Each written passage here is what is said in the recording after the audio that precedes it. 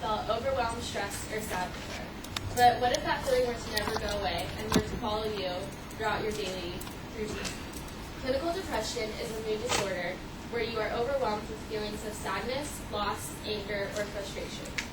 For people suffering from clinical depression, these feelings can interfere with their everyday life for weeks or even longer. They often have distorted ways that they see themselves and the people around them.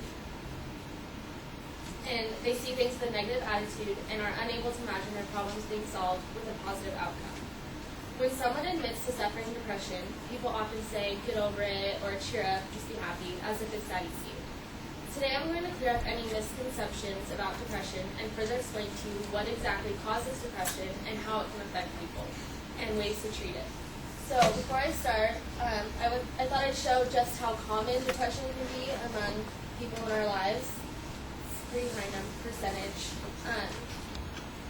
So Dr. Bob Murray claims that depression is one of the greatest problems and killers of our time. Researchers believe that depression is caused by chemical change in the brain. The change in chemical, known as serotonin, can be caused by stressful or traumatic events. Trauma prevents certain parts of the brain, known as the hippocampus, or the frontal lobe of your brain where all decisions are made, from developing properly.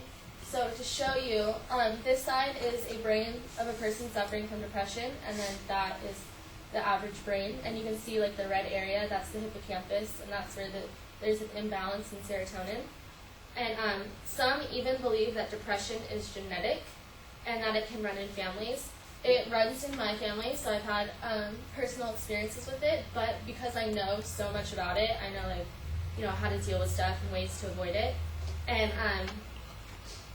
according to David B. Merrill, the clinical professor of psychiatry at Columbia University, people who have depression run in their families are 3 times more likely to suffer from depression than those without the gene. But the symptoms are usually triggered by trauma or stress. It's just that people who have the gene tend to develop the symptoms after a stressful or traumatic event.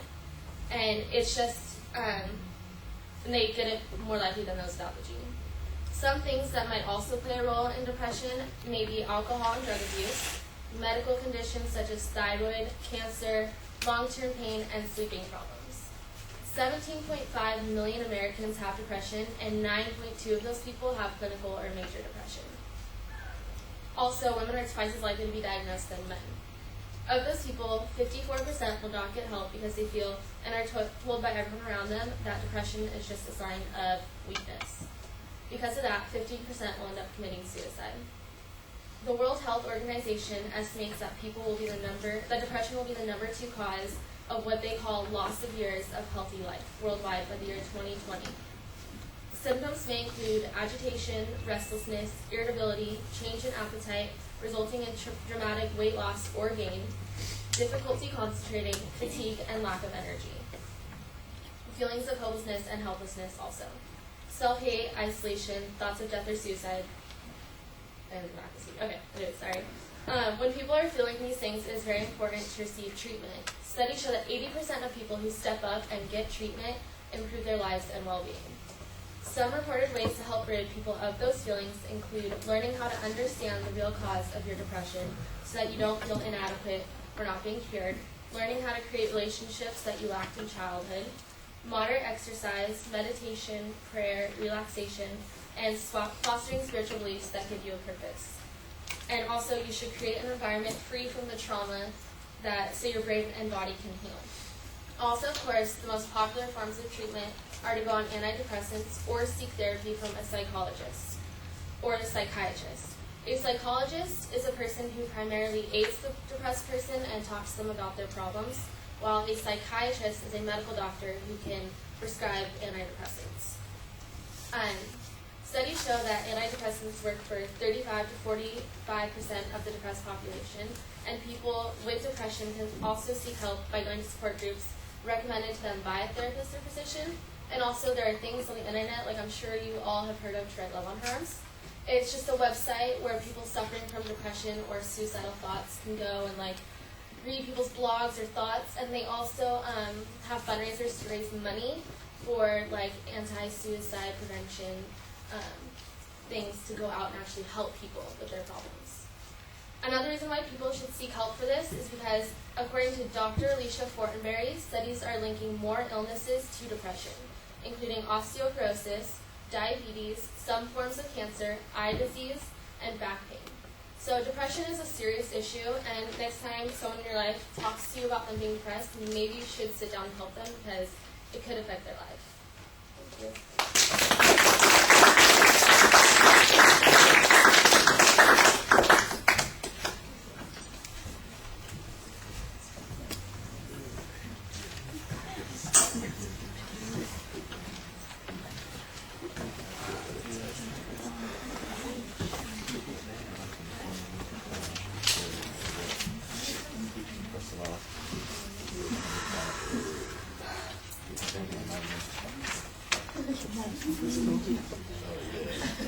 I don't know who it's for. I don't know who it's for either.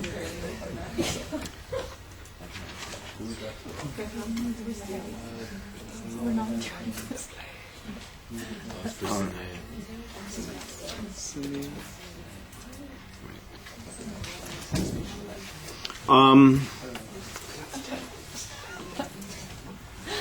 All right, Chile, what did you think of the speech? Good speech. It was very informative. I mean, off the back, she was able to bring out like the central idea and the thesis. She was able to let us as the audience know that the speech was going to be about depression. Some major positive points were when she brought up her own personal experience with it. It was almost like she was able to connect with the audience more, and that was actually when she made like more eye contact. That's when she stopped saying a lot. It was more like, you know, she was just speaking to the audience like she was comfortable. But then some negative parts were when she, you know, like we were talking about all the information stuff. That's when she started looking down, started reading off a little bit more, started taking the eye contact off of the audience, and then started putting more on the paper. But you know, it happens.